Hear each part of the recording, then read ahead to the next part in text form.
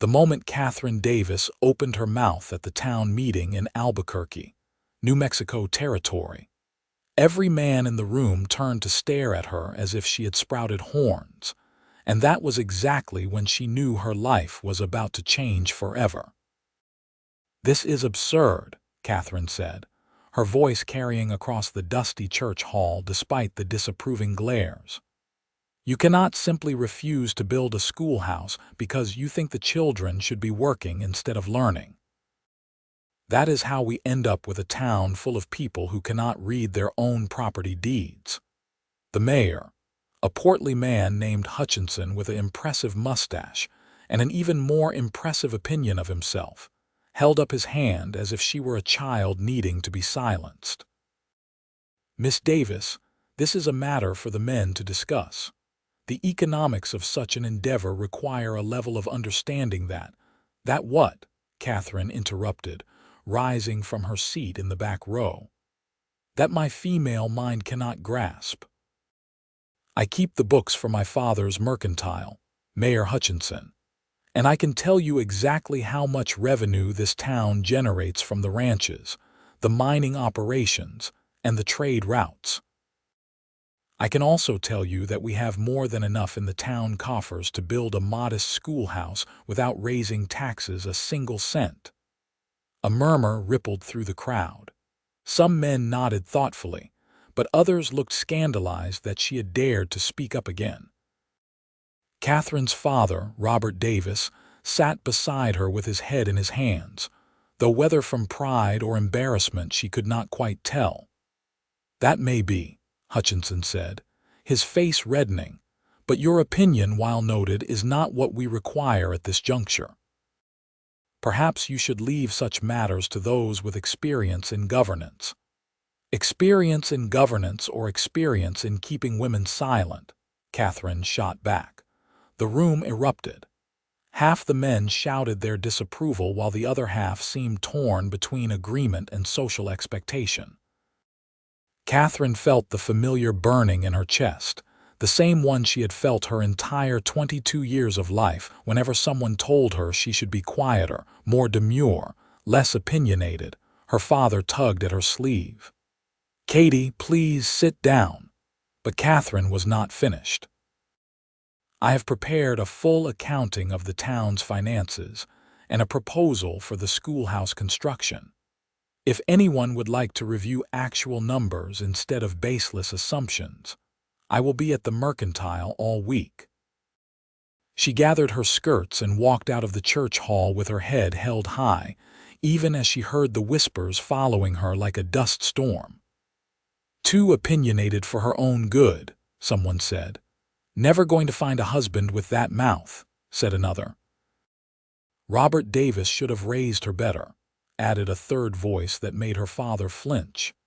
The afternoon sun hit her face as she stepped outside, and Katherine took a deep breath of the hot, dry air.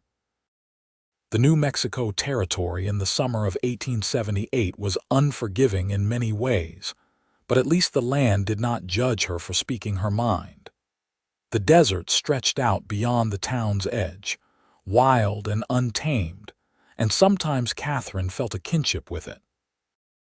She had nearly reached the mercantile when she heard footsteps behind her. Turning, she expected to see her father, but instead found herself looking at a tall man she did not recognize. He wore typical cowboy attire, dusty from travel, with a worn hat that shadowed his face. What she could see of his features showed a strong jaw covered in a few days' worth of stubble and eyes that were an unusual shade of gray, like storm clouds over the mountains. "Miss Davis," he said, removing his hat politely. His voice was deep and measured, with a slight drawl that suggested he came from farther east, maybe Texas. "Yes," Katherine said warily. She was in no mood for another lecture about propriety. "Vincent Morrison," he introduced himself. "I am the foreman at the Double M Ranch about 15 miles north of here. I attended the meeting today because my boss, Mr. Mackenzie, is interested in town affairs. He owns considerable property in the area." Katherine waited, unsure where this was going. Vincent Morrison did not look angry or disapproving. If anything, his expression was thoughtful. "I wanted to tell you that your proposal about the schoolhouse makes perfect sense," Vincent continued. "I was running numbers in my head while you were speaking, and you are absolutely right about the town's financial capacity. It is refreshing to hear someone speak with such clarity and knowledge." Katherine blinked, momentarily thrown off balance. "You agree with me?" "I do," Vincent said simply. "And I think the mayor is a fool for dismissing you simply because you are a woman. Some of the smartest people I have known have been women. My own mother ran our family ranch for 10 years after my father died, and she did a better job than he ever had." Something warm unfurled in Katherine's chest, something she had not felt in a long time. Validation, respect. "Thank you, Mr. Morrison. That is very kind of you to say." "It is not kindness, just truth," Vincent said. He had an easy way about him, a quiet confidence that did not need to puff itself up. "If you do not mind my asking, how did you become so knowledgeable about finance and town economics? It is not a common education for anyone, let alone a woman in the territory." Katherine relaxed slightly. "My mother died when I was 12. My father needed help with the mercantile, and I proved to be good with numbers. He taught me everything he knew about bookkeeping and business. I also read everything I can get my hands on. We receive newspapers from back east, and I study them." "That is impressive," Vincent said, and he sounded like he meant it. "The territory needs more people who think like you do." They stood there in the dusty street, the afternoon heat beating down on them, and Katherine felt something shift. This man, this stranger, valued her voice when so many others tried to silence it. It was intoxicating and terrifying all at once. "Would you like to get some coffee?" Vincent asked. "There is a cafe just down the street, and I would be interested in hearing more about your schoolhouse proposal. Mr. Mackenzie has 3 young children, and he has been concerned about their education. If you have a solid plan, he might be willing to contribute to the cause." Katherine knew she should be cautious. She did not know this man, and young women in Albuquerque did not simply go have coffee with strange cowboys. But something in Vincent's eyes told her he was genuine, and after the humiliation of the town meeting, his respect felt like water in the desert. "I would like that," she said. They walked together to the small cafe that served weak coffee and decent pie. The owner, Mrs. Chen, a Chinese immigrant who had come to the territory during the railroad construction, raised an eyebrow when they entered together, but said nothing. Katherine appreciated that about Mrs. Chen. She ran her business efficiently and did not engage in the constant gossip that plagued the rest of the town. Vincent pulled out a chair for Katherine, another small gesture that surprised her. Most of the men in town treated women like furniture, necessary but not particularly valued. Vincent treated her like a person. "Tell me about your proposal," Vincent said once they had ordered coffee. Katherine pulled out a small notebook from her handbag. She carried it everywhere, filled with observations, calculations, and ideas that she knew most people would dismiss. But Vincent leaned forward, genuinely interested as she outlined her plan. "The schoolhouse need not be elaborate," she explained.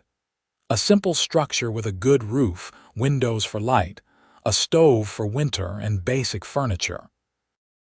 I have calculated the cost of materials based on current lumber prices and what we would need to pay workers. The total comes to approximately $800. Vincent listened intently, occasionally asking questions that showed he understood what she was talking about. He did not interrupt or try to explain things to her that she clearly already knew. He simply listened and engaged. "The town has approximately $1,200 in excess funds after accounting for all necessary expenses," Katherine continued. That leaves $400 as a buffer for emergencies. It is fiscally responsible and addresses a genuine need. What about a teacher? Vincent asked. I have been corresponding with a woman in Santa Fe who recently received her teaching certificate. She is willing to relocate if we can guarantee a salary of $30 a month and housing. I believe Mrs. Henderson, who owns the boarding house, would be willing to offer reduced rent in exchange for some teaching assistance for her own grandchildren. Vincent sat back in his chair, a look of admiration on his face. You have thought of everything. I have tried, Katherine said, but Mayor Hutchinson will not even look at the numbers because they come from me. Then we will have to find a way around the mayor, Vincent said. Katherine felt her heart skip. If you will have my help, Vincent said. I meant what I said about Mr. Mackenzie. He is a fair man who values education. If he puts his support behind this, other ranchers will follow. The mayor cannot ignore that much influence. Why would you do this for me? Katherine asked. You do not even know me. Vincent was quiet for a moment, and when he spoke, his voice was sincere. Because what you are trying to do matters. Because you are right, and being right should count for something regardless of who you are. And because I have spent too much of my life watching good ideas die because the wrong person said them. Katherine felt tears prick at her eyes, but she blinked them back. She would not cry in public, not even tears of gratitude. Thank you, she said quietly. No thanks needed, Vincent replied. Besides, I have a feeling that helping you is going to be far more interesting than most of what I do. They spent the next hour discussing strategy. Vincent would arrange a meeting with Mr. Mackenzie, and Katherine would prepare a formal presentation. They would approach the other ranch owners and business people in the area, building support before they went back to the town council.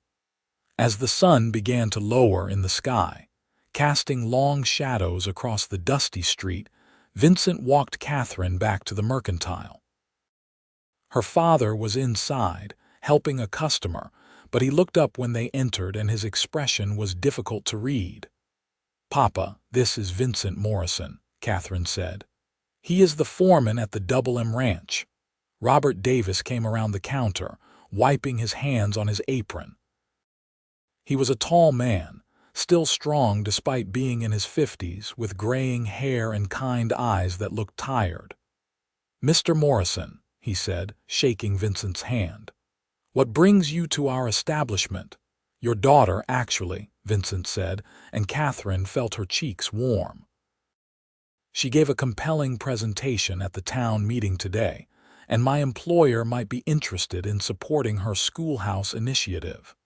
Robert looked at Katherine with surprise. Is that so?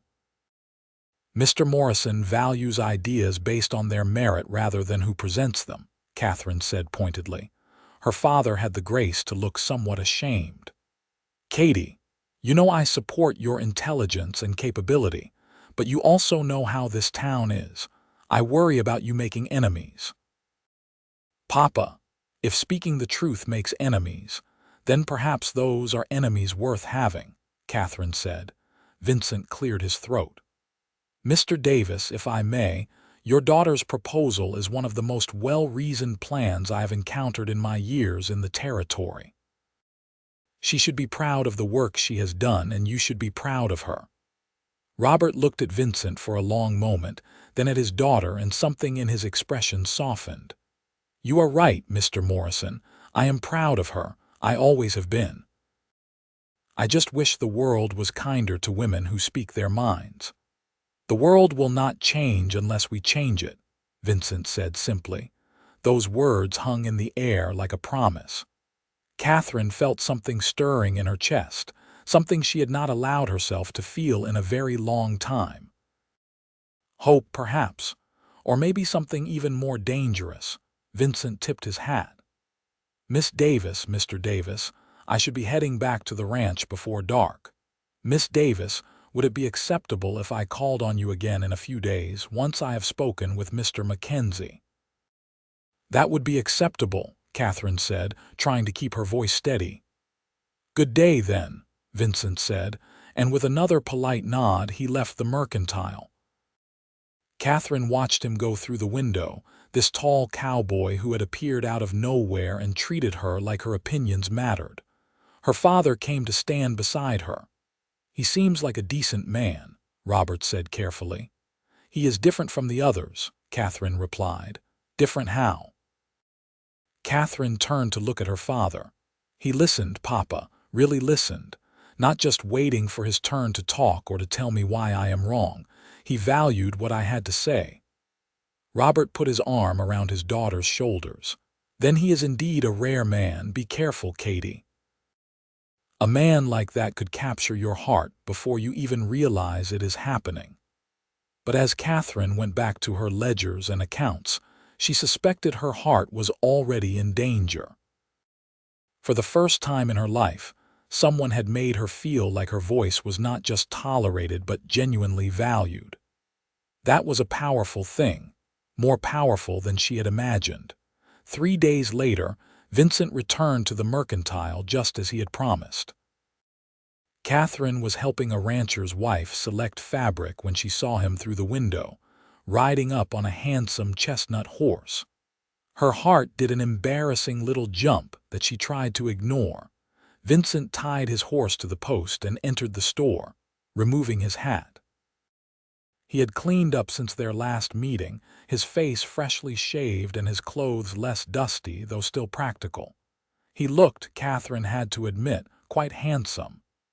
"Miss Davis," he greeted her with a warm smile. "Mr. Morrison," she replied, finishing with her customer before walking over to him. "I did not expect you quite so soon." "I spoke with Mr. Mackenzie yesterday evening," Vincent said. "He would like to meet with you at your earliest convenience. He is very interested in your proposal." Katherine felt excitement surge through her. "Truly, truly. I showed him your numbers, the ones you shared with me, and he was impressed. He said, and I quote, 'Any person who can think that clearly deserves to be heard.' He did not care that you are a woman. He cares that you have a good plan." "When would he like to meet?" Katherine asked, already mentally preparing her presentation. "Tomorrow, if you are available. I can ride out to the ranch with you if your father permits it. Mrs. Mackenzie will be present as well, so there would be nothing improper about the visit." Katherine glanced at her father, who had been listening from behind the counter. Robert looked thoughtful.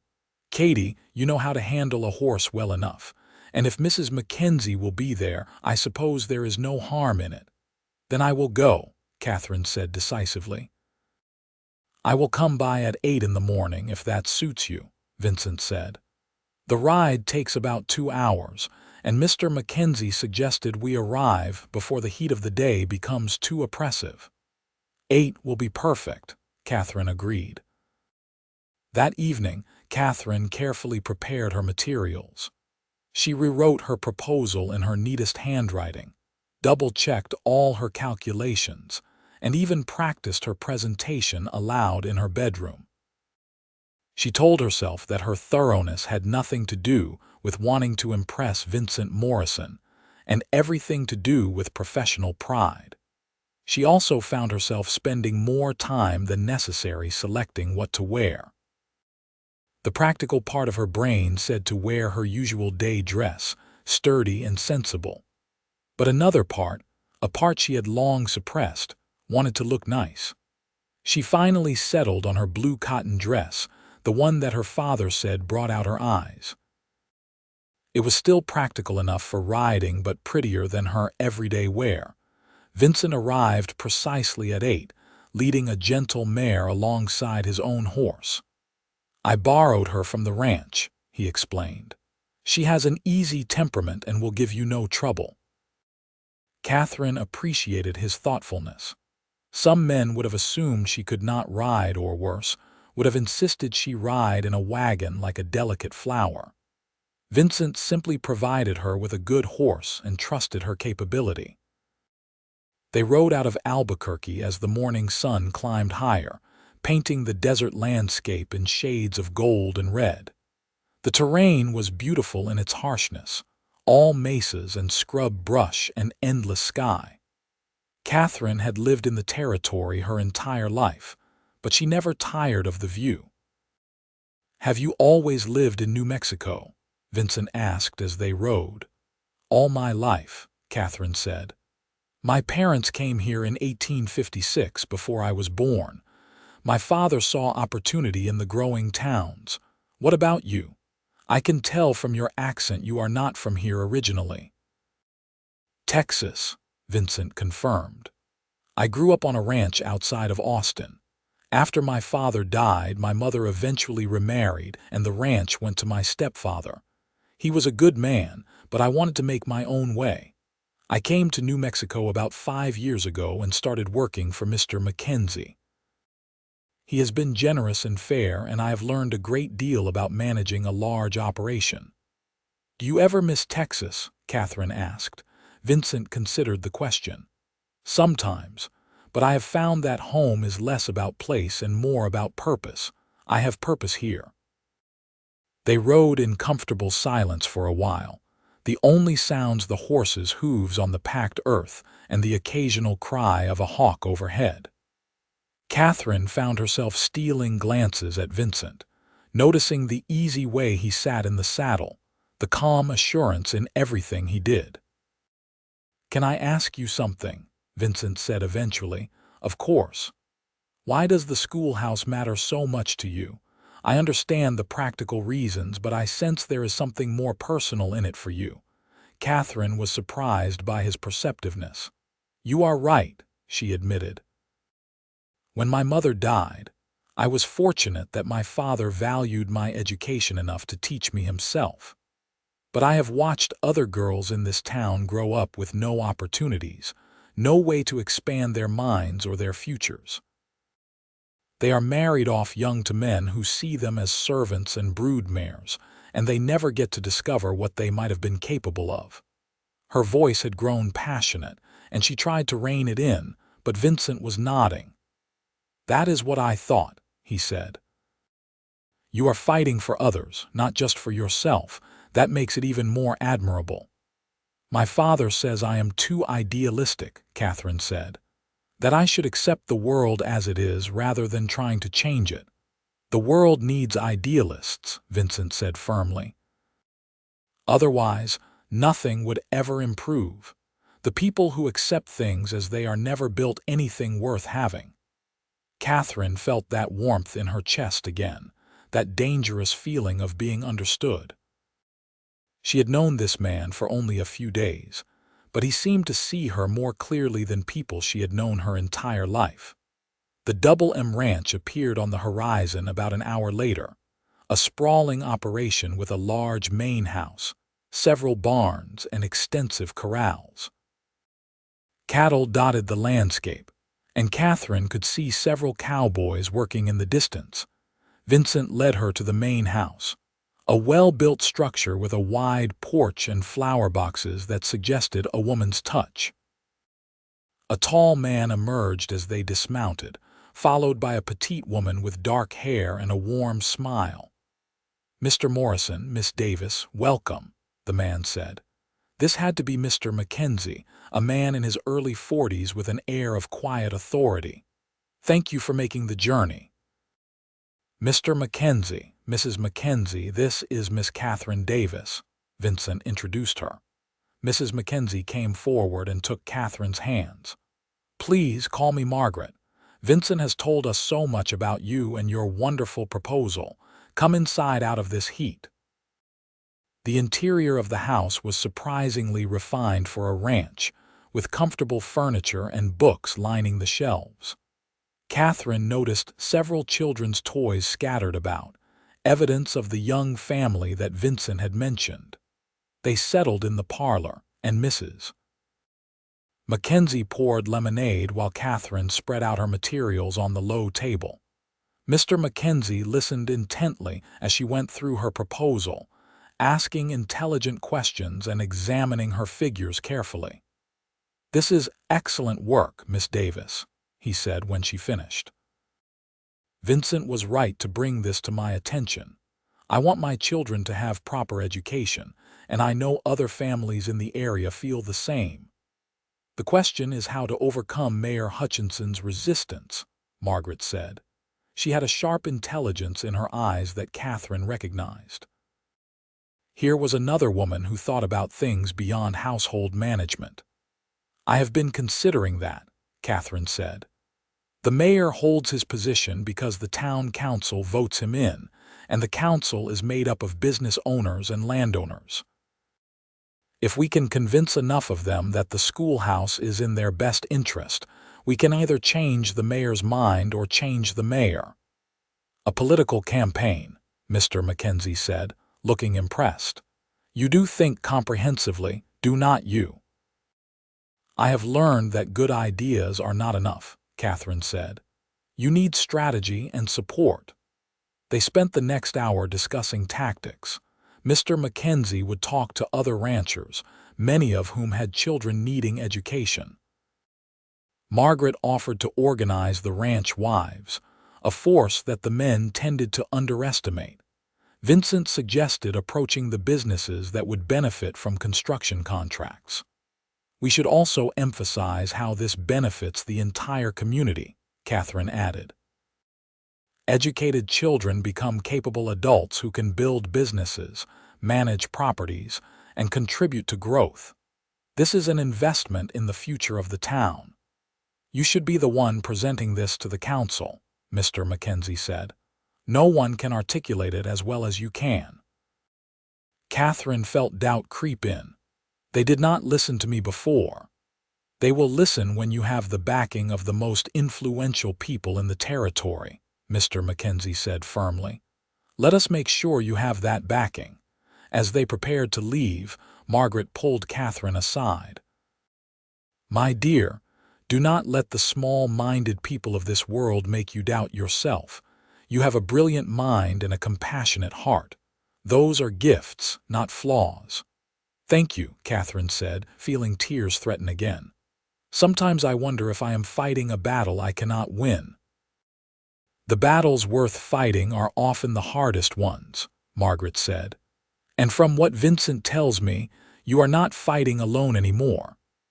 Katherine glanced at Vincent, who was talking with Mr. Mackenzie by the horses.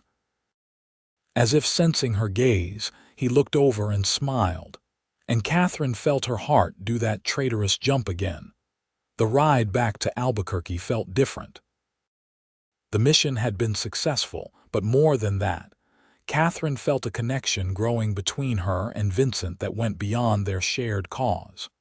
They talked about everything and nothing, their conversation flowing easily from serious topics to lighter ones. Tell me something about yourself that has nothing to do with schoolhouses or town politics, Vincent said as they rode. Katherine thought about it. I love to read, she said. Not just newspapers and business journals, but novels too. I know some people think they are frivolous, but I love getting lost in stories about places I have never been and people I will never meet. What is your favorite? Vincent asked. I have always loved Jane Austen's work, Katherine admitted. Pride and Prejudice especially. I know it is not set in America and certainly not in the territory, but there is something appealing about a woman who speaks her mind and a man who comes to appreciate her for it. Vincent was quiet for a moment. I read that book, he said, surprising her. You did? My mother loved to read and she insisted I should too. She said that cattle and horses were important, but so was culture and learning. I found I enjoyed it. That character, Elizabeth Bennet, reminds me of you. Katherine felt her face warm. How so? She does not pretend to be anything other than herself. She is intelligent and witty, and she refuses to diminish herself to make others comfortable. That takes courage. And Mr. Darcy, Katherine asked, feeling bold. What did you think of him? I thought he was a fool for most of the book, Vincent said honestly. He nearly lost something precious because he was too proud to see what was right in front of him. I would like to think I am not that foolish. Their eyes met, and Katherine felt the air between them charged with unspoken meaning. This was more than a shared project or a friendly acquaintance. This was something deeper, something that both excited and terrified her. "We should probably keep moving," Vincent said, his voice slightly rough. "We want to get you back before dark." They rode on, but something had shifted between them. The conversation continued, but underneath it ran a current of awareness, of possibility. When they reached Albuquerque, Vincent rode with her all the way to the Mercantile. The sun was beginning to set, painting the sky in brilliant oranges and purples. Katherine dismounted, and Vincent did the same, helping her even though she did not really need it. "Thank you for today," Katherine said, "for everything you are doing to help." "I meant what I said before," Vincent replied. "Helping you is no hardship. In fact, I cannot remember the last time I felt this engaged in something. When will I see you again?" The question slipped out before Katherine could stop it, and she immediately felt embarrassed at her boldness. But Vincent just smiled. "I need to make rounds to some of the other ranches for Mr. Mackenzie over the next few days, talking to people about the schoolhouse. But after that, would you allow me to call on you properly? Not for business, but because I would very much like to spend more time with you." Katherine's heart pounded. This was courtship, real courtship, and with a man who respected her mind as much as anything else. "I would like that very much." Vincent's smile widened. "Then I will see you soon, Miss Davis." "Katherine," she said impulsively. "When we are not discussing business, you can call me Katherine." "Katherine," Vincent repeated, and the way he said her name made her shiver despite the warm evening.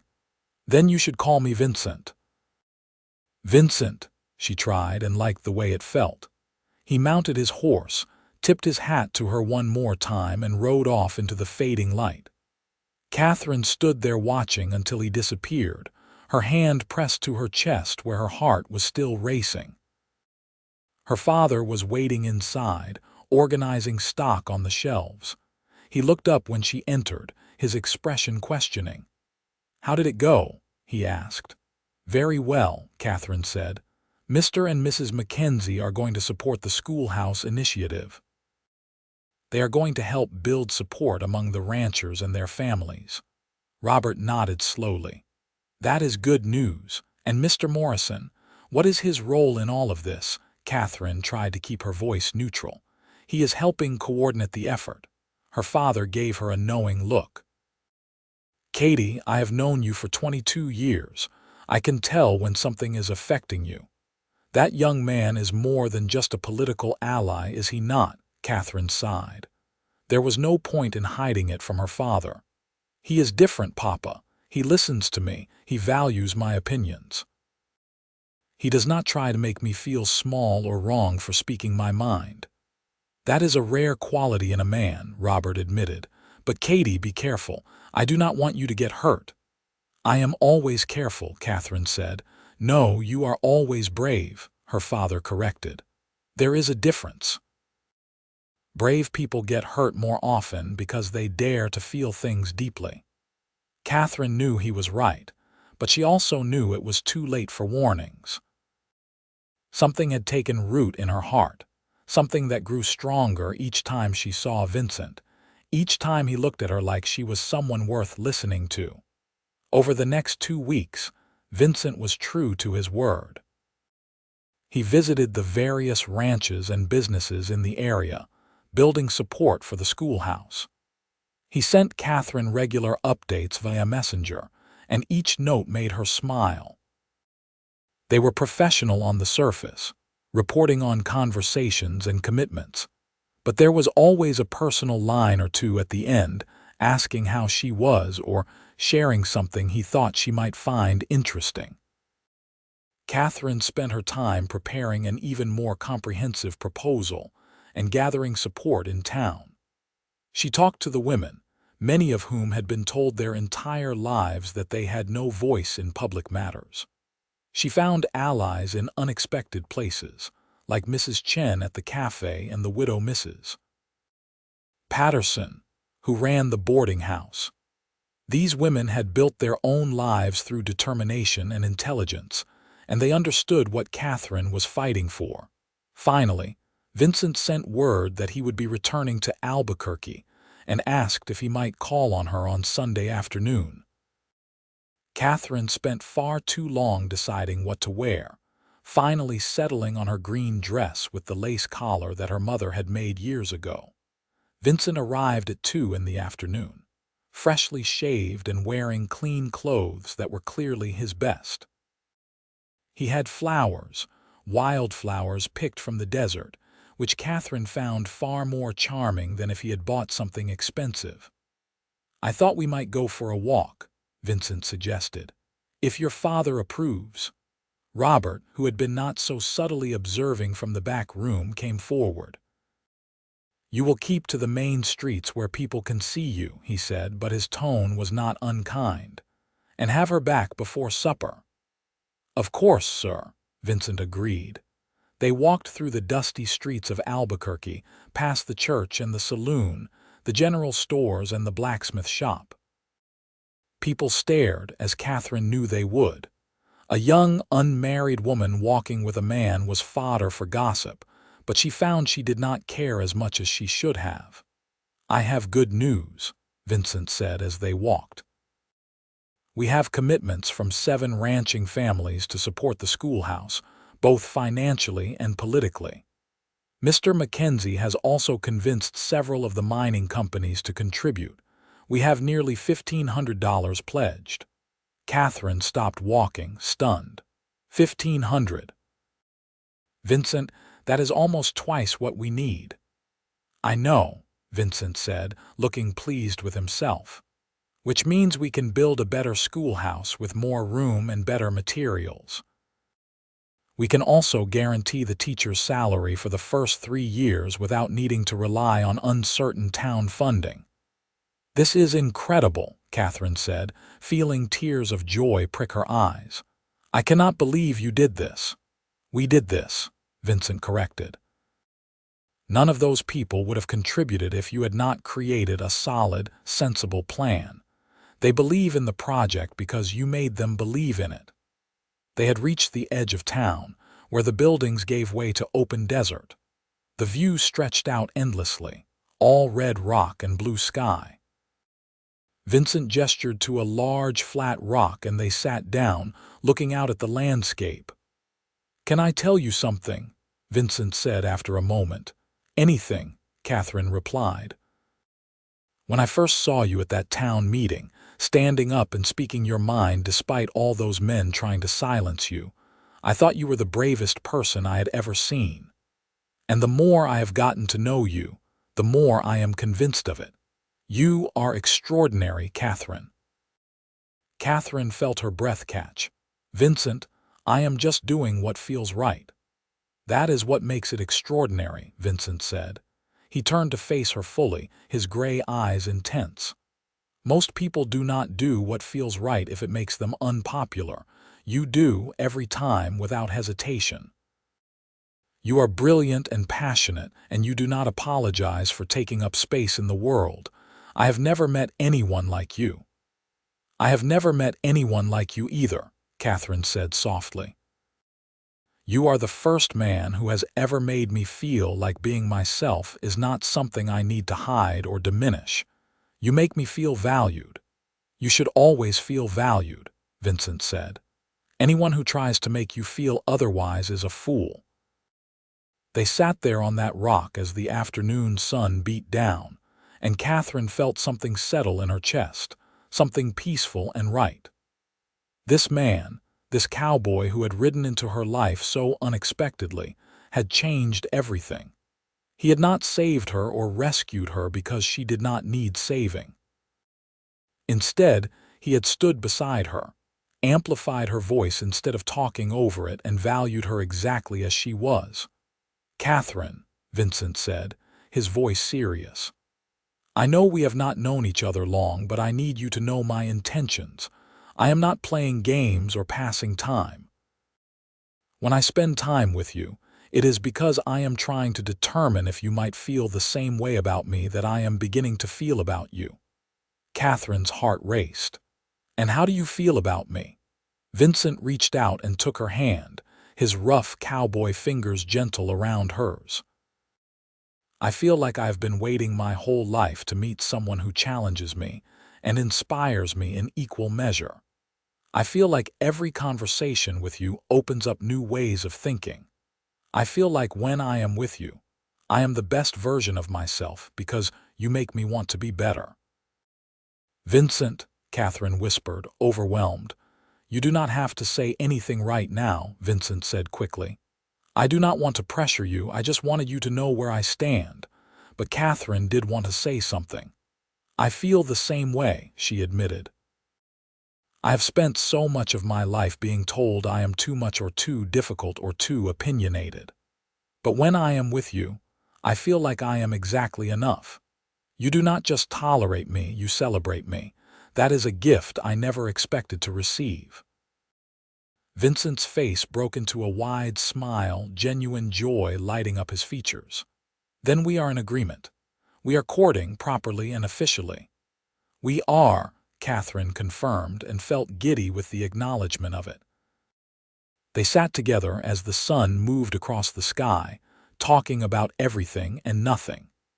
Vincent told her about growing up in Texas, about his mother's strength and his early dreams of having his own ranch someday. Catherine shared stories about her childhood, about her mother's kindness, and her own struggles to fit into a world that did not seem built for women like her. "You think you will always stay at the Double M Ranch?" Catherine asked. Vincent considered the question. "Mr. Mackenzie has hinted that if I continue to prove myself, he might help me purchase my own land in a few years. He is generous that way, invested in the success of his people. I have been saving my wages, and I have learned so much about running a large operation. I think I could do it, build something of my own." "I think you could do anything you set your mind to," Catherine said. "I could say the same about you," Vincent replied. "Have you thought about what you want for your future beyond the schoolhouse?" Catherine had thought about it, late at night when she let herself dream. "I want to make a difference. I want to use my mind and my skills for something meaningful. I suppose that is not a very traditional ambition for a woman." "Traditional is overrated," Vincent said firmly. "The world needs people who think bigger than tradition." As the afternoon wore on, Vincent walked Catherine back to the mercantile, reluctant to let go of her hand. At the door, he paused. "May I call on you again next Sunday?" he asked. "You may call on me whenever you like," Catherine said, feeling bold and happy and more alive than she had in years. Vincent grinned and tipped his hat before heading back to his horse. Catherine went inside to find her father pretending not to watch from the window. "He is a good man, Katie," Robert said quietly. "He is the best man I have ever met," Catherine replied honestly. The next few weeks passed in a blur of activity and emotion. The campaign for the schoolhouse gained momentum as more and more people signed on to support it. Catherine found herself at the center of planning meetings, her opinions sought and valued now that she had the backing of powerful men. It was frustrating that she needed that backing to be heard, but she was pragmatic enough to use it to her advantage. Vincent made the trip to Albuquerque at least twice a week, always finding reasons to visit on ranch business. Sometimes he would help Catherine with the organizational work, his practical experience proving invaluable.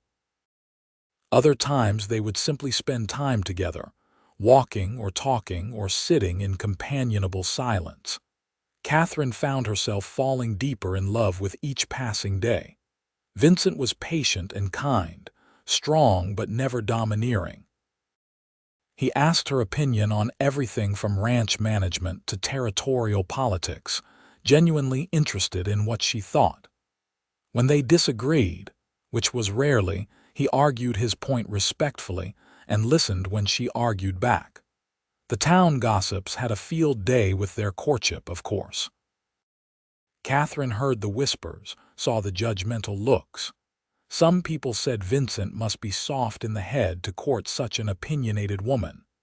Others said Katherine had clearly bewitched him somehow. But there were also surprising supporters. Women who pulled her aside to say they admired her courage. Men who quietly mentioned that they wished more couples seemed as genuinely happy as she and Vincent appeared. 2 months after they met, the town council finally agreed to meet again about the schoolhouse proposal. This time, Katherine walked into the church hall with Vincent at her side, along with Mr. Mackenzie and several other influential ranchers and business owners. Mayor Hutchinson looked considerably less confident than he had at the last meeting. The room was packed, not just with men but with women and even some of the older children who would benefit from the school. Katherine stood at the front and presented her revised proposal. She spoke clearly and confidently, laying out the finances, the building plans, the committed funds, and the long-term benefits to the community. When she finished, there was a moment of silence, and then Mr. Mackenzie stood. "Gentlemen of the council," he said, his voice carrying authority. "Miss Davis has presented a plan that is both fiscally responsible and morally imperative. I have pledged $500 of my own money to this project, as have several others in this room. The only question is whether the town will join us in this endeavor or be left behind while the rest of us move forward with or without official sanction." It was a masterstroke. Mr. Mackenzie had made it clear that the schoolhouse would be built regardless of what the town council decided. The only question was whether the town wanted to be part of it or be embarrassed by having no say in the matter. Mayor Hutchinson cleared his throat. "The council will need to discuss this matter and vote." "Then discuss and vote," Mr. Mackenzie said. "We will wait." The council members huddled together, whispering urgently. Katherine tried to stay calm, but Vincent reached over and squeezed her hand, hidden from view by the folds of her skirt.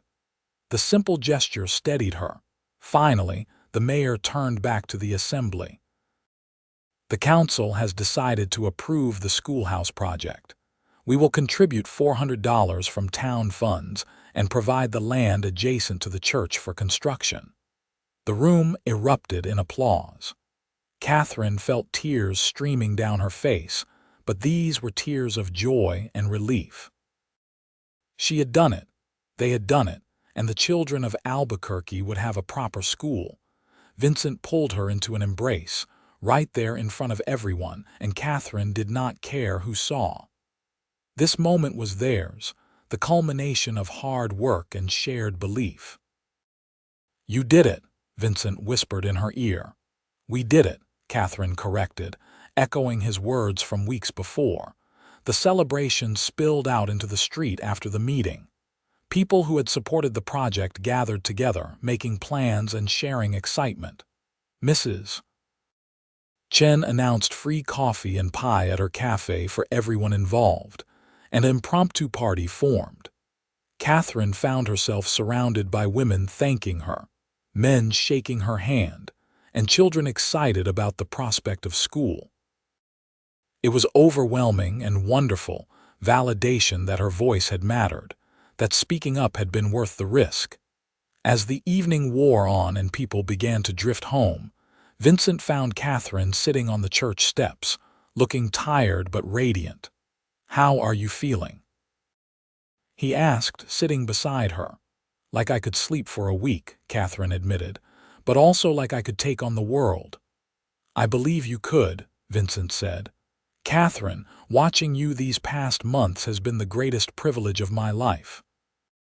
Your determination, your intelligence, your refusal to back down from what is right, all of it has shown me what true strength looks like." "I could not have done it without you," Katherine said seriously. "You believed in me when almost no one else did. You amplified my voice instead of trying to silence it. That changed everything." Vincent took both of her hands in his. "I want to keep doing that for the rest of my life. I want to stand beside you and support you in whatever you choose to do. I want to be the person who celebrates your victories and comforts you in your defeats. Katherine Davis, I love you, completely and absolutely." Katherine felt her breath catch. She had known, of course, had felt it growing between them. But hearing the words spoken aloud made it real in a way that nothing else could. "I love you too," she said, and the words felt like coming home. "I love your kindness and your strength. I love the way you see me, really see me, and value what you see. I love that you make me feel like I can be fully myself without apology." Vincent's eyes were bright with emotion. "Then marry me. Be my wife, my partner, my equal in all things. Build a life with me where we both get to be exactly who we are." Katherine knew she should probably take time to think about it, should probably consult her father and be practical. But she had spent her whole life being told to wait, to be careful, to not be too bold. This time she was going to follow her heart. "Yes," she said simply. "Yes, I will marry you." Vincent let out a whoop of joy that echoed through the quiet street and pulled her into a kiss that made Katherine's toes curl. It was her first real kiss, and it was perfect, full of promise and passion, and a future she could not wait to explore. When they finally pulled apart, both breathless, Vincent was grinning like a fool. "I should ask your father's permission properly." "He will say yes," Katherine said confidently. "He already approves of you. He told me you are the first man I have shown interest in who seems worthy of me." "I will spend every day trying to be worthy of you," Vincent promised. They walked hand in hand back to the mercantile, where Robert was closing up for the night. He took one look at their joined hands and their joyful expressions and started to smile. "I suppose I am about to be asked a question," he said. "Mr. Davis," Vincent said formally, "I would like to ask for your daughter's hand in marriage. I love her deeply, and I promise to spend my life cherishing her and supporting her in all her endeavors." Robert looked at his daughter. "Katie, is this what you want?" "More than anything," Katherine said. "Then you have my blessing," Robert said, his voice thick with emotion. "Your mother would have loved to see this day. She always said you would need a special man, someone strong enough to stand beside you rather than trying to stand in front of you. I believe you have found that man." Katherine embraced her father, tears flowing freely now. "Thank you, Papa. When were you thinking for the wedding?" Robert asked. Katherine and Vincent looked at each other. They had been so caught up in the moment that they had not discussed details. "Soon," Vincent said. "If Katherine agrees, I see no reason to wait. I have saved enough money to support a wife, and Mr. Mackenzie has already offered us one of the foreman's cottages on the ranch." "How soon is soon?" Katherine asked. "A month," Vincent suggested. "That would give us time to plan something nice, but not so long that I have to wait forever to call you my wife." Katherine laughed. "A month sounds perfect." The next 4 weeks were a whirlwind of activity. Katherine had to balance wedding preparations with overseeing the beginning of the schoolhouse construction, which broke ground 2 weeks after the council vote. The whole town seemed invested in both projects, perhaps sensing that they represented a new chapter for Albuquerque. Mrs. Chen and Mrs. Patterson took charge of the wedding planning, insisting that Katherine had done so much for the community that the community would give her a proper wedding. Women Katherine barely knew came forward offering to sew, to cook, to decorate the church. "You have inspired us," Mrs. Patterson told her one afternoon while they were reviewing menu options. "Watching you stand up and fight for what you believed in, it reminded us that we have voices too. This wedding is our way of saying thank you." Katherine was deeply moved. She had thought she was fighting alone for so long, but she was discovering that her courage had given others courage too. Vincent came to town as often as he could, helping with preparations when Katherine would let him, and mostly just wanting to spend time with her. They took long walks in the evening, talking about their future and their dreams. "Mr. Mackenzie approached me yesterday," Vincent said one evening. "He has found a piece of land about 5 miles from the main ranch that he is willing to sell me at a very reasonable price. It has good water rights and enough grazing land for a modest herd. He said he would also loan me the money for cattle and give me time to pay it back." Katherine stopped walking. "Vincent, that is wonderful. Your own ranch, that is what you have always wanted." "Our ranch," Vincent corrected. "I would not do this without you. I want us to build it together, make decisions together. Your head for numbers and planning combined with my experience with cattle and land management, we could build something really special." "I love that idea," Katherine said. "I have always wanted to be part of building something, creating something from the ground up." "We will need a name," Vincent said. "For the ranch," Katherine thought about it. "What about the double V, for our names, Vincent and Katherine?" "Well, my name will be Vincent too after we marry, but you know what I mean," Vincent smiled. "The double V ranch, I like it. It suits us." They spent the rest of that walk planning their future, talking about where to build the house, how many cattle to start with, how they would manage the operation. Katherine felt her excitement growing.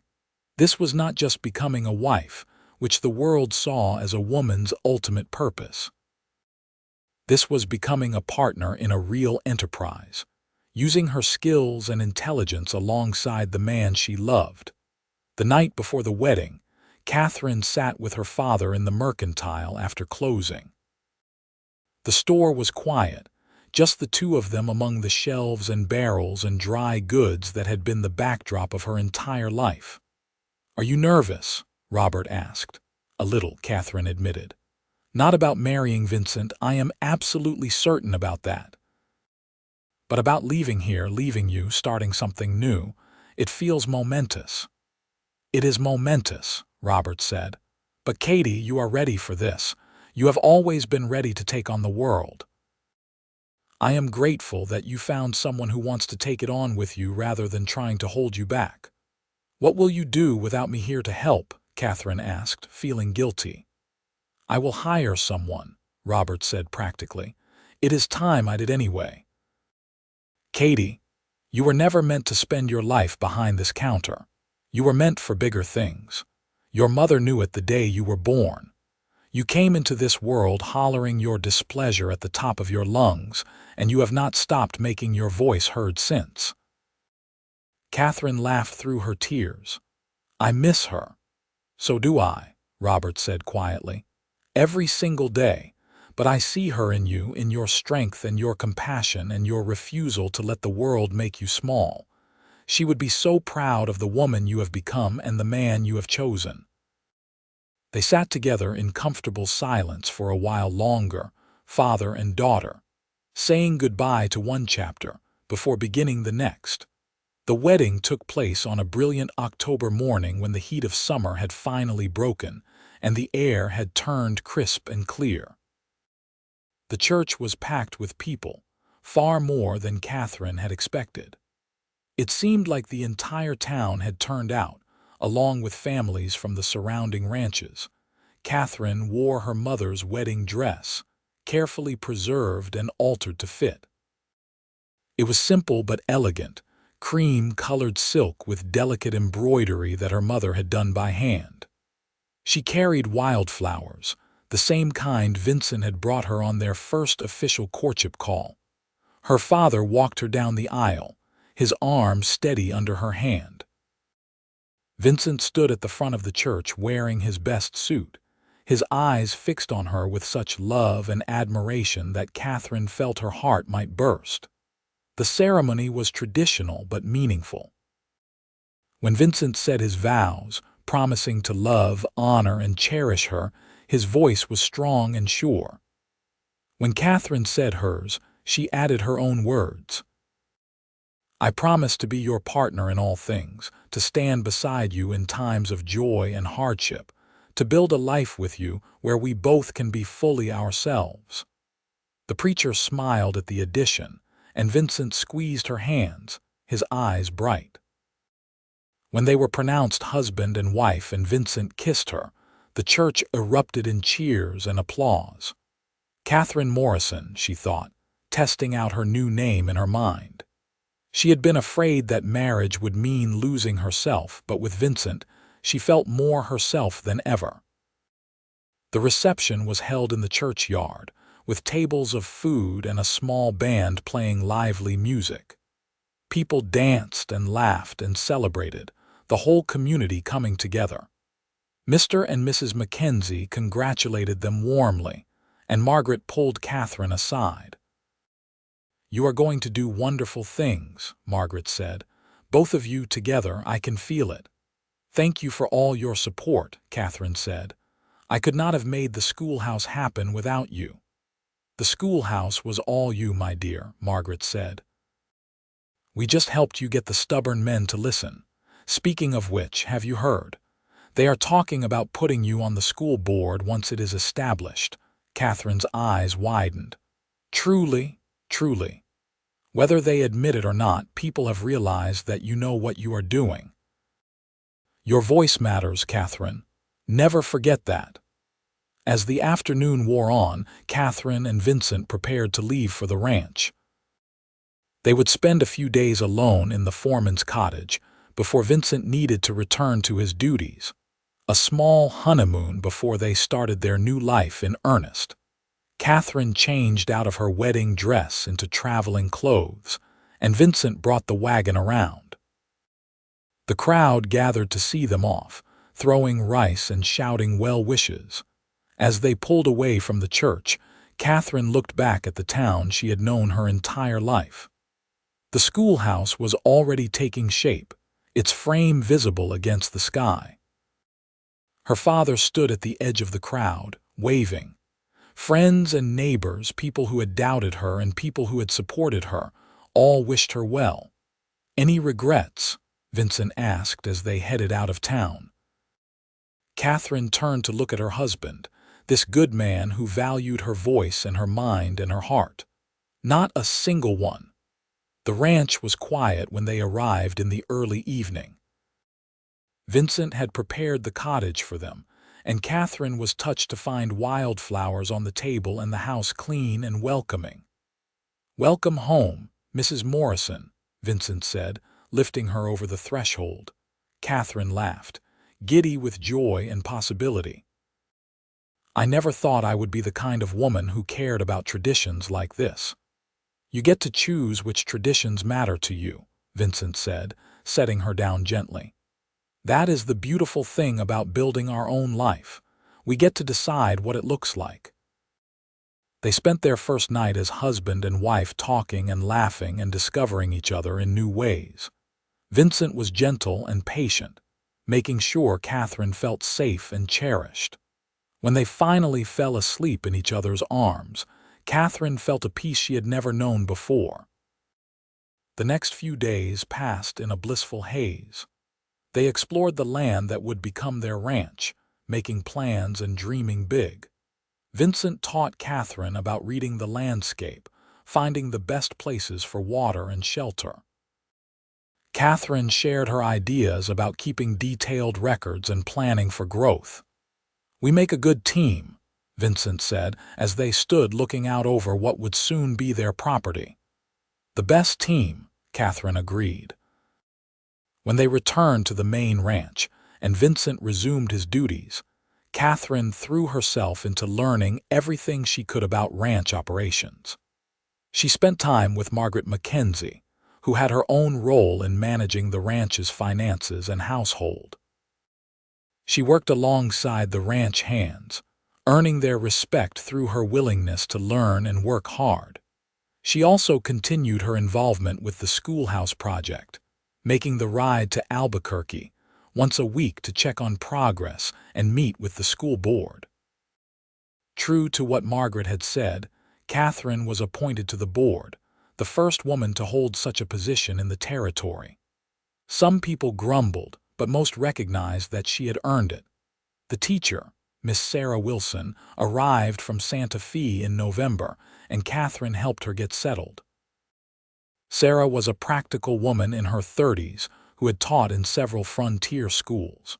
She and Katherine became fast friends, united by their determination to provide quality education.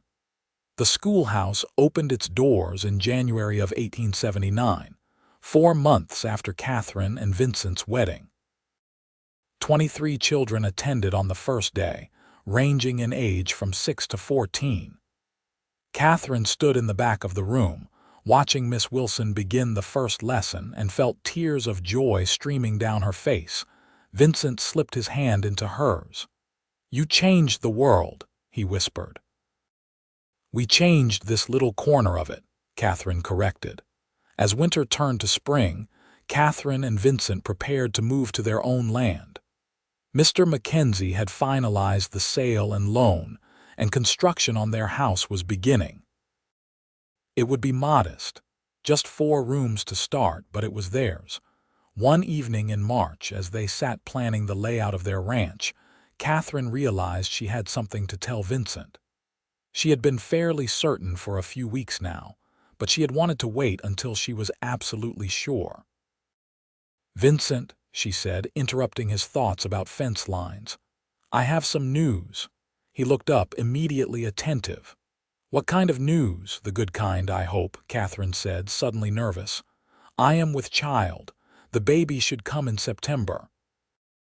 Vincent's face went through several emotions in rapid succession: shock, joy, wonder, and then pure happiness. He pulled Katherine into his arms, holding her close. "A baby," he said, his voice choked with emotion. "We are going to have a baby. Are you happy?" Katherine asked, needing to hear it. "Happy does not begin to cover it," Vincent said. "Katherine, you have given me so much already: a partnership, a purpose, a love I never dreamed possible, and now a child. I am the luckiest man alive." They held each other as the evening light faded, talking about the future and all it held. Vincent immediately started worrying about Katherine's health, insisting she should not work too hard, but Katherine laughed and told him she was pregnant, not fragile. "Women have been having babies and running ranches for as long as there have been ranches," she said. "I will be fine." The pregnancy agreed with Katherine. She had some morning sickness in the early months, but mostly she felt strong and capable. She continued her work on the school board and helped oversee the construction of their house, only slowing down in the final months when her growing belly made riding difficult. Their house was completed in July, a sturdy structure with a wide porch and room to grow.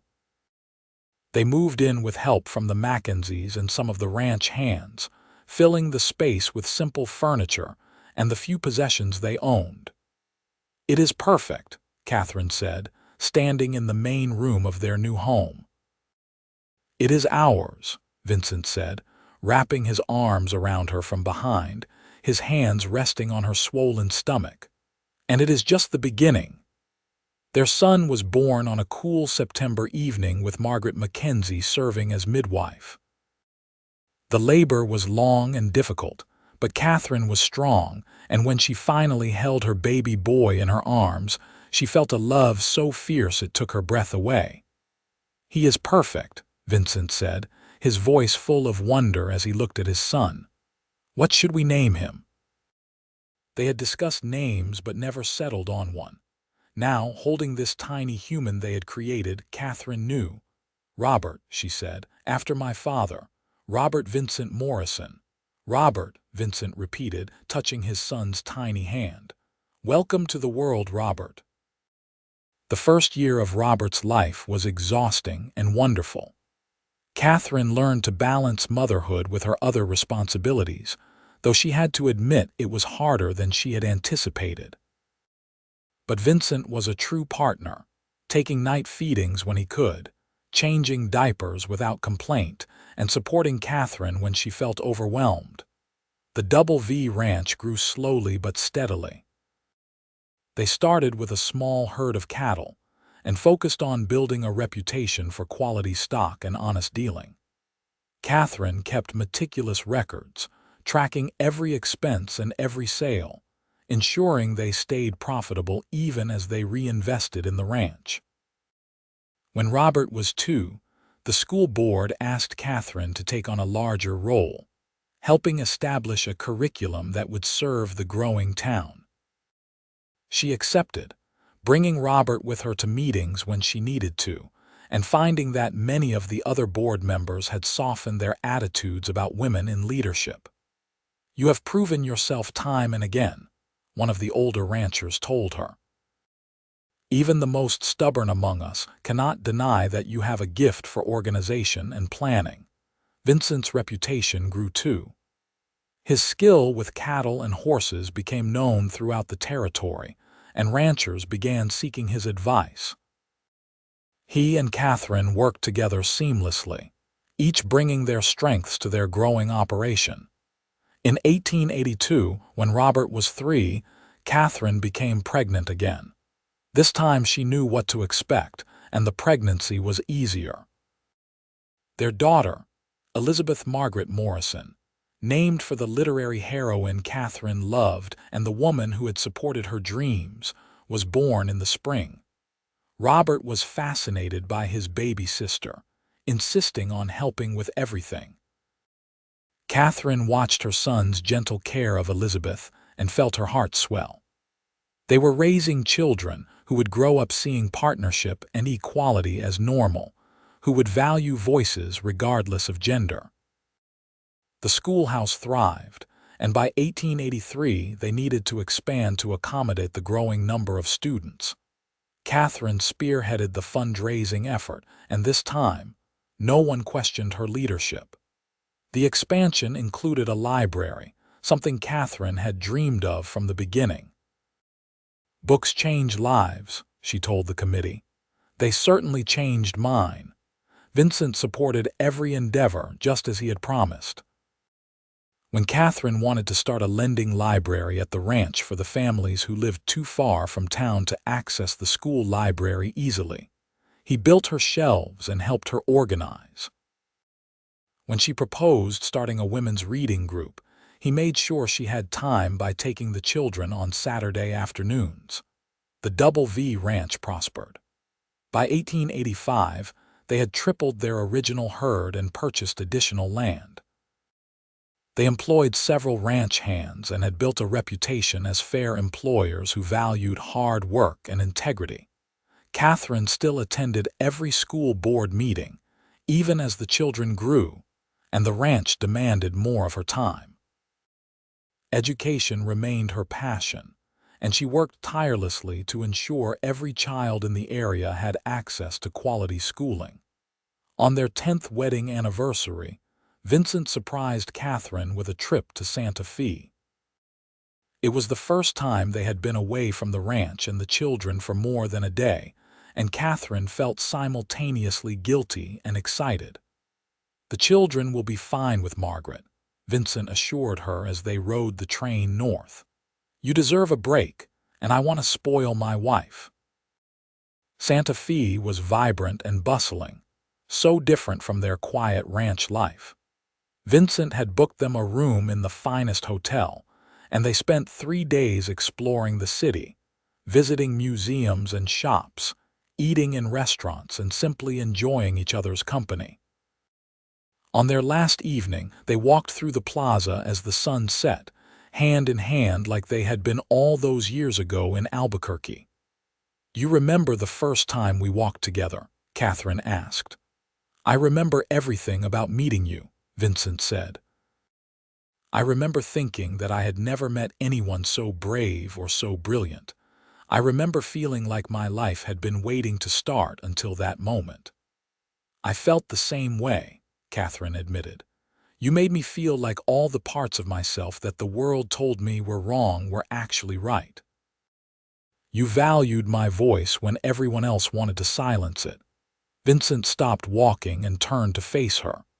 "Katherine Morrison, you are the best thing that ever happened to me. These 10 years have been the happiest of my life." Building the ranch, raising our children, growing together. It has all been more than I ever dreamed possible. I love you, Katherine said simply. More now than even on the day we married, which I did not think was possible. I love you too, Vincent said. Here is to the next 10 years, and the 10 after that, and every year we are blessed to have together. They returned home to find the children well cared for and the ranch running smoothly. Life settled back into its comfortable rhythm, but Katherine carried the glow of those few days with her. The years continued to pass, marked by the growth of their children and their ranch. Robert grew into a thoughtful boy who loved books as much as horses, often found reading in the barn while supposedly doing chores. Elizabeth was more adventurous, always wanting to ride with her father, her laughter echoing across the ranch. In 1888, Katherine became pregnant once more, a surprise given that Elizabeth was already 6. Their third child, a boy they named Daniel, was born healthy and loud, announcing his presence to the world with gusto. He has his mother's determination, Vincent said, watching his newborn son cry furiously. And his father's lungs, Katherine replied, exhausted but happy. Robert and Elizabeth adored their baby brother, fighting over who got to hold him and help care for him. Katherine watched her family grow and felt blessed beyond measure. The ranch continued to prosper. By the time Daniel was 5, in 1893, the Double V was one of the most successful operations in the territory. They had built a larger house to accommodate their growing family, added a proper barn and bunkhouse, and employed a dozen hands year-round. Katherine had also expanded her educational work. She had helped establish 3 more schools in surrounding areas and had successfully lobbied the territorial legislature for funding to support rural education. She had become known throughout New Mexico as an advocate for children and learning, and her opinion was sought on matters far beyond her local area. "You know," Vincent said one evening as they sat on the porch watching the sunset, "when I first met you, I thought you were going to change the town. I had no idea you were going to help change the whole territory," Katherine laughed. "I am just doing what needs to be done." "You are being modest," Vincent said. "You have affected thousands of lives, Katherine. All those children who can read and write because of the schools you helped build, that is your legacy." "Our legacy," Katherine corrected. "I could not have done any of it without you supporting me, believing in me, making it possible for me to use my voice." Vincent took her hand. "We make a good team." "The best team," Katherine agreed, echoing words they had said to each other countless times over the years. As the new century approached, Katherine reflected on how much had changed since that town meeting in 1878 when she had dared to speak up. She was 43 years old now, a wife, a mother of 3, a successful rancher, and an advocate whose voice carried weight throughout the territory. But more than any of that, she was happy. Truly, deeply happy in a way she had never imagined possible when she was a young woman being told she was too opinionated, too difficult, too much. Vincent was 50 now, his dark hair threaded with silver but still strong and vital. He ran the ranch with the same dedication he always had. But he had also become more involved in territorial politics, serving on committees and advisory boards where his practical wisdom was valued. Their children were growing up to be remarkable people. Robert, at 18, was preparing to attend the university in Albuquerque, interested in law and justice. Elizabeth, at 14, already talked about becoming a teacher like Miss Wilson, wanting to make a difference in young lives. Daniel, at 8, was still figuring out his path, but his curiosity and intelligence promised great things. In the spring of 1900, Katherine stood at the dedication of the 6th schoolhouse she had helped establish, this one in a small mining community 40 miles from Albuquerque. She had been asked to speak, and as she looked out at the crowd, she saw faces of all kinds: miners and ranchers, mothers and fathers, children eager for learning. 22 years ago, Katherine began, I stood before a town council and proposed building a schoolhouse. I was told that my opinion did not matter because I was a woman. I was told to be quiet, to let the men handle important matters. She paused, letting that sink in. But I did not stay quiet, and one man, the man who would become my husband, told me that my voice was valuable. He listened to my ideas and helped me make them reality. Together, we built not just one schoolhouse but a movement. Katherine gestured to the new building behind her. This is not just a school. It is a promise to every child here that their voice matters, that their ideas have value, that they can speak up and be heard. We built it together, men and women working side by side, because that is how the best things are accomplished. The crowd applauded, and Katherine saw tears on many faces. After the ceremony, person after person came to thank her, to tell her how the schools had changed their lives or their children's lives. Vincent found her as the crowd was dispersing. That was a beautiful speech. I meant every word, Katherine said. None of this would have happened if you had not valued my voice when no one else did. You would have found a way, Vincent said confidently. You are too strong to be silenced for long, but I am grateful I got to be part of your journey. They rode home together as the sun set, talking about everything and nothing, comfortable in the silence that comes from years of partnership. The ranch appeared on the horizon, their home, the life they had built together. That evening, with their children gathered around the dinner table, Katherine looked at her family and felt overwhelmed with gratitude. This was what she had fought for. Not just the right to speak, but the right to build a life that honored all of who she was.